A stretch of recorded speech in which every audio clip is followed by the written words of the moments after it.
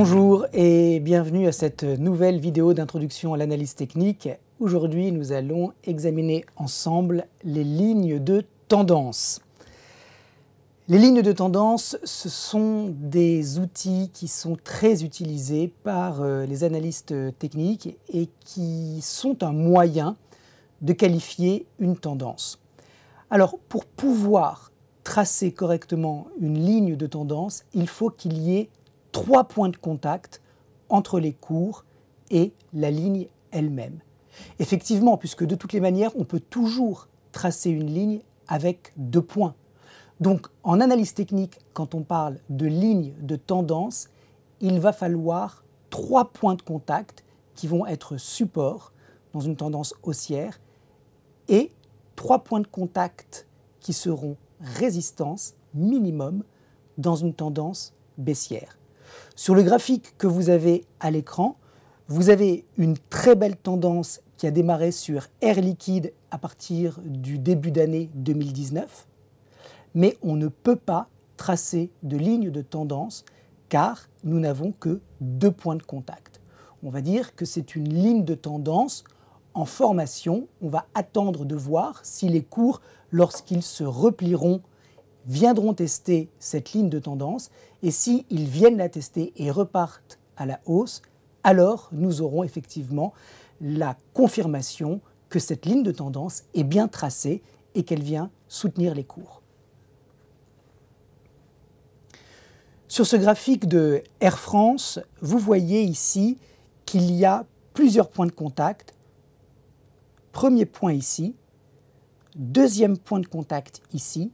C'est à ce troisième point de contact que nous pouvons effectivement tracer une ligne de tendance qui sera de nouveau confirmée avec ce quatrième point de contact.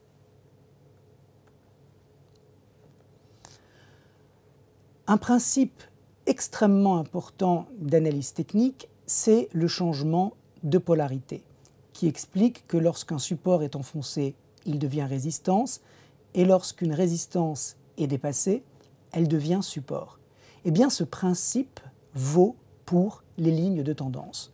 Regardez ici sur l'évolution des cours du Brent avec un premier point de contact, un deuxième point de contact, troisième point de contact, nous pouvons tracer notre ligne de tendance.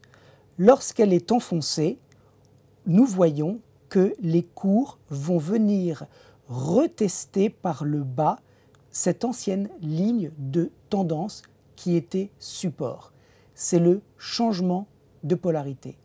Autrement dit, souvenez-vous toujours, lorsque vous tracez une ligne de tendance haussière, qu'elle peut être résistance si les cours la cassent, et qu'une ligne de tendance baissière peut devenir support si les cours la franchissent.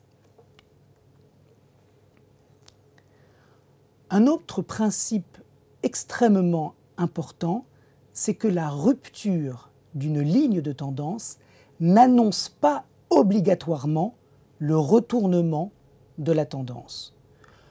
En fait, le plus souvent, la rupture de la ligne de tendance va être un pré-signal d'un retournement de tendance. Regardez ici, nous avons une ligne de tendance avérée avec nos 3 points de contact. Sur le quatrième point, on voit que les acheteurs échouent à soutenir les cours dans cette dynamique et que les cours de Atos cassent la ligne de tendance. C'est un pré-signal d'alerte. Le signal qui montre que la tendance n'est plus haussière viendra sur la rupture de ce support, c'est-à-dire le dernier creux qui précède le dernier sommet.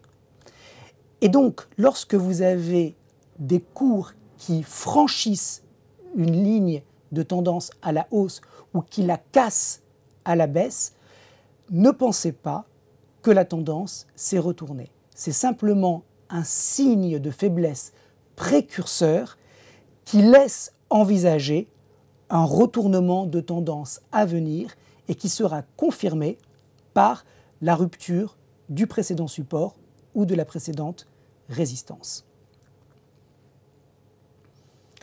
Un autre principe intéressant qui peut être mis en œuvre sur les lignes de tendance sont les objectifs.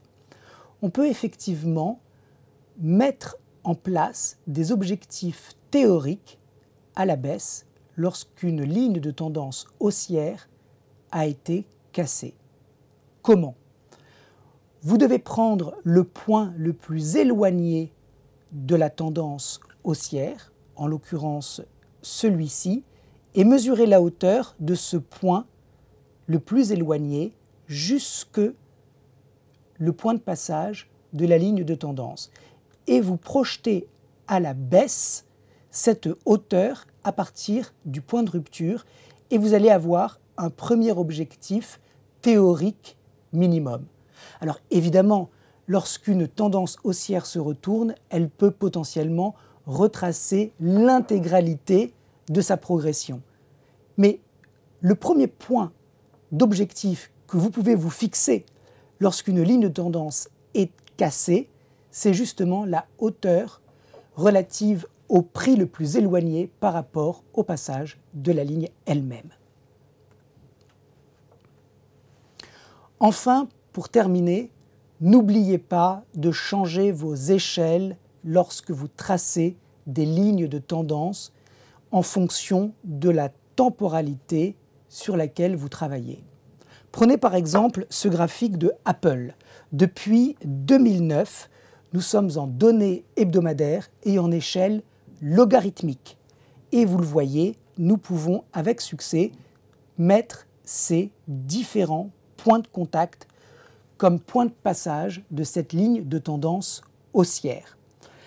Regardons le graphique d'Apple depuis 2009 dans une représentation graphique arithmétique. Vous voyez facilement qu'il n'est plus possible de mettre en place des lignes de tendance puisque la progression des cours est explosive dans les derniers mois du trend haussier de la valeur.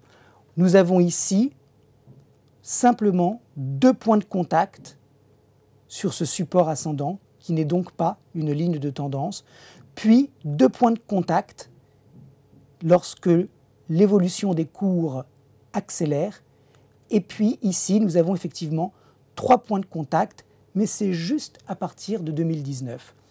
Vous reconnaîtrez que le graphique d'Apple est très différent selon que nous utilisons une échelle logarithmique ou arithmétique.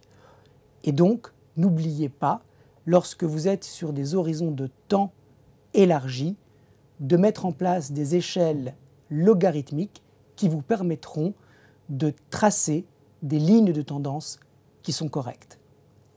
Je vous remercie tous pour votre attention. J'espère que cette vidéo vous a intéressé et je vous dis à très bientôt.